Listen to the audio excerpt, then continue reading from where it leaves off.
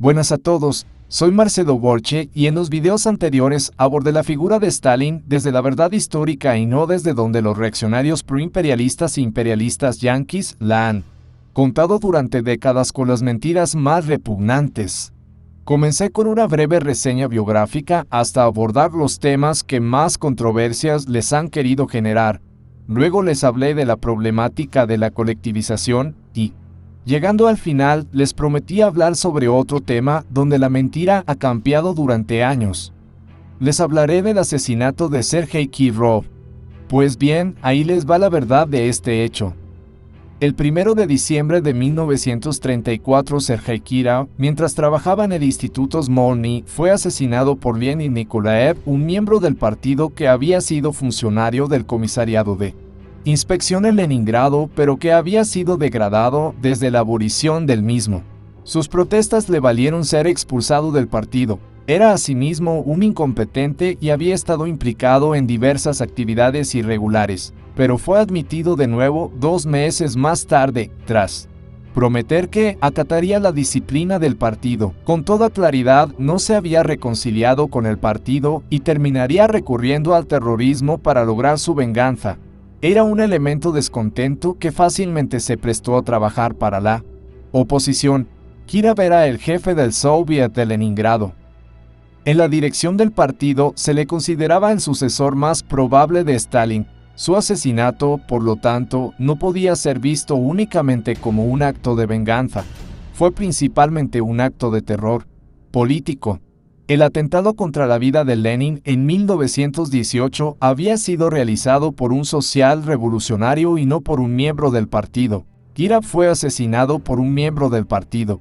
Stalin se tomó este asunto muy en serio, y él mismo se encargó de dirigir la investigación de las actividades de la oposición. Zinoviev fue acusado de estar directamente implicado en el complot contra Kirov, pero en este momento no podía demostrarse aún su culpabilidad. La oposición, mientras estaba ocupada en reclutar a saboteadores y planear asesinatos, negaba enérgicamente su participación, alegando que el terrorismo individual es incompatible con el marxismo. Zinoviev, sin embargo, aceptó que sus actividades habían contribuido a incitar actos de terrorismo. Fue condenado a 10 años. En este punto, me gustaría señalar algunos aspectos de las lecciones históricas que los marxistas-leninistas se extraen de la continuación de la lucha de clases en la etapa del socialismo. El socialismo no es el objetivo final del marxismo-leninismo. Marx, en el Manifiesto Comunista, señala que el socialismo es el periodo de la dictadura revolucionaria del proletariado en el que la clase obrera, como clase dirigente, busca amoldar el mundo a su propia perspectiva proletaria. Para hacer esto, el proletariado necesita su propio estado, un estado que en última instancia debe desaparecer, ya que el proletariado no tiene ninguna necesidad de mantener un poder opresivo sobre sí mismo. Sin embargo, el Estado soviético era muy poderoso, lo que no podía ser de otro modo a consecuencia del cerco capitalista de la Unión Soviética. Pero la continuación de la lucha de clases también tiene lugar dentro del Estado proletario y sobre todo dentro del partido dirigente, que es la avanzadilla de su clase del proletariado.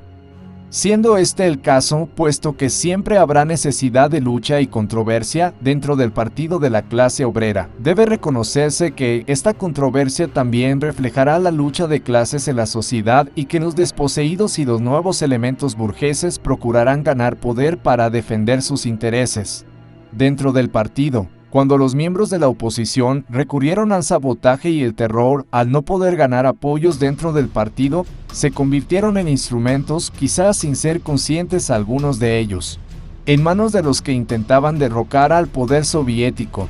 El asesinato de Kirov marcó el principio de un cambio cualitativo en el método de lucha de los opositores dentro del partido. La oposición del bloque Trotsky-Zinoviev, al no lograr el apoyo dentro del partido, esperaba el fracaso del primer plan quinquenal para derrocar a Stalin. Cuando esta esperanza se vio decepcionada, no vieron otra opción que recurrir al terrorismo. Los procesos del grupo terrorista trotskista zinovievista celebrados en Moscú del 19 al 24 de agosto de 1936 demostraron con claridad lo anterior. Los historiadores burgueses pueden mofarse de estos juicios y calificarlos de farsas, pero los periodistas y los comentaristas de la época quedaron impresionados por el hecho de que las admisiones de los acusados eran genuinas, reflejaban una realidad, que en la sociedad socialista el partido, para continuar al lado de las masas, debe purgarse de elementos putrefactos, desmoralizados y burgueses. Tras el asesinato de Kirov, se llevaron a cabo tales purgas, y es también un reflejo de la continua lucha de clases que algunos buenos comunistas fueran acusados injustamente y expulsados del partido.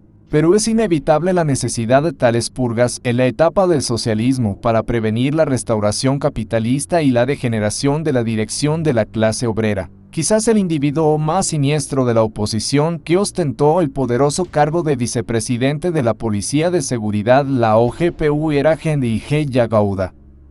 Sistemáticamente protegía de la investigación a los miembros de la oposición y era renombrado por su preferencia por el uso del envenenamiento y de los tratamientos médicos para quitar de en medio a los miembros leales y de confianza del gobierno soviético. Fue responsable del asesinato del presidente de la OGPU, Vyacheslav Mensinsky, utilizando su poder para intimidar a un tal Dr. Leo Levin de modo que consiguiera la adhesión de un físico leal, el Dr. Kazakov, a la conspiración médica contra Mensinsky. Mensinsky sufría de angina de pecho y asma, y debido a la administración de tratamientos incorrectos, su corazón se debilitó y su muerte fue apresurada. Murió en mayo de 1934, 6 meses antes del asesinato de Kirov y después de que Yagoda hubiera asumido su cargo. De hecho, el asesino de Kirov, Leonid Nikolayev, fue detenido por agentes de la OGPU solo unas semanas antes del asesinato de Kirov. Se le encontraron un arma y una carta con la ruta que Kirov seguía a diario. Yagoda ordenó su liberación. Yagoda fue responsable del asesinato de Máximo Gorki y de su hijo. Máximo Gorki era leal a Stalin y al partido, y sus escritos eran muy respetados internacionalmente. Por esta razón, se convirtió en un objetivo para los miembros de la oposición que temieron que Gorki les denunciara en sus escritos. Los motivos de la oposición eran venales y bajos. Estaban en alianza directa e indirecta con los enemigos del poder de la clase obrera en la Unión Soviética y en el extranjero. Yagoda declaró durante su juicio que sus acciones tenían como objetivo ayudar a que la oposición alcanzara el poder y no contribuía a su propio engrandecimiento personal. Haré un alto aquí. En el próximo video seguiré con esta historia. No se olviden de buscar en mi colección los otros videos para comprender en su totalidad los temas que he abordado. Muchas gracias por su atención y hasta nuestro próximo encuentro.